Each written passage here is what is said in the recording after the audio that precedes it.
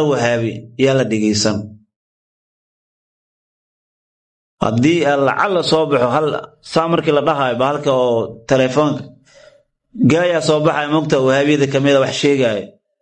waa la isdhaafsiyaa lama dhageys xirta saasan uga diga maxay wax faa'iido u leeyahay mala culama ku buuxda dhageyso waxa loo ogol yahay ninka wahaabiga hadalkiisa dhageysigiisa nin rabo inuu radiyo bisa loo ogol yahay dadka dhan asaasan u sheegay hada xirta hada maqleys inta codkeeda u gaaray oo dhan waxaan u sheegaa inaan wahaabi ama ha ku hadlo af Soomaali ama Carabi ha ku hadlo Ingiriis ha ku hadlo muhaadara wahaabiya inaan la dhageysan bismillaahir rahmaanir rahiim asxaabta fiidiyowga hala share garay meel dheer hala gaarsiiyo sheekani waxa uu la dardaarmay ardaydiisa iyo culimada suufida dardaarankiisa ma ahan mid mira dhalaya iyadoo ciladahani ay jiraan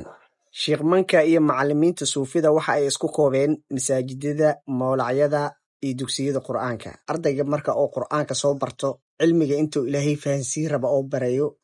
waxa uu aadaa madrasada marka sheekhan waxa leeyahay hal naqamayso in aad ardayda dhahdo hadii aad aragtaan gay wahaabiye ah isdhaafsiye marka hore waxaad adaxlisaan in oosan ardaygii u baahanin macallin wahaabiye ah ardayga wahaabiga ah uma baahdo macallin suufi ah ardayda suufida danta waxay ku kaliftaa in ay u tagaan macallin wahaabi ah ardayga suufiga waxa uu u baahan yahay in uu iskool aado iskoolkii macallin wahaabiya ugu horeeyo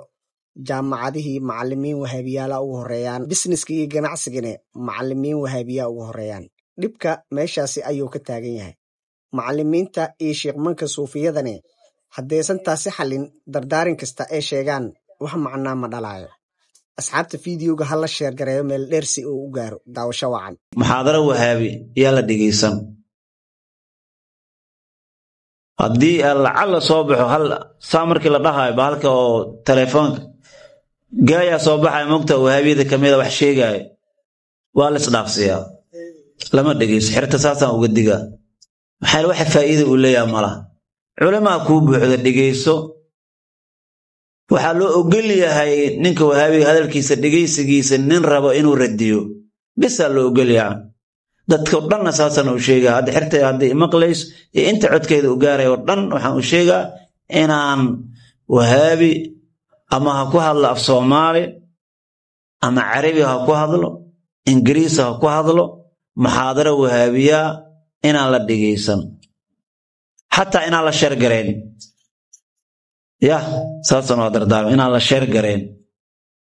waxa way qeybad ka qaadatay ilaa adiga waa u kaalmeys baadilad ugu kaalmeys ha fiirsan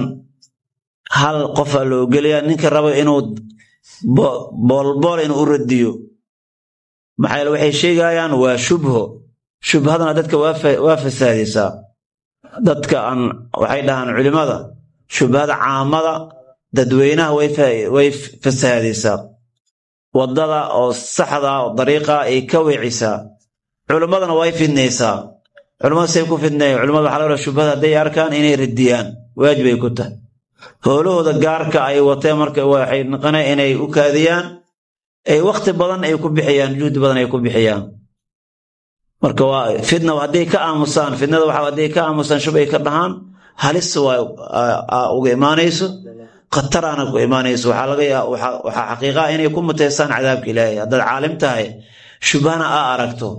oo nin mudil ah laale ah oo mudil ah lumay umadan luminayo sheegayo shubhada ku faafinayo ina ka ninka caalamka inuu ka hortago waajib ay ku tahay waaye fardu kifaaya naqane wali hadii culimada ay badiyeen fardu kifaaya waa in shubhada la radiyo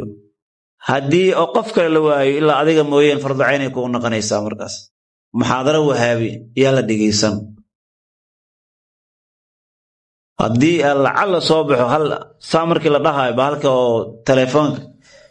gaaya soo baxay mugta wahaabiyada kamida wax sheegay waa la isdhaafsiyaa lama dhageys xirta saasan uga diga maxay wax faa'iido u leeyahay mala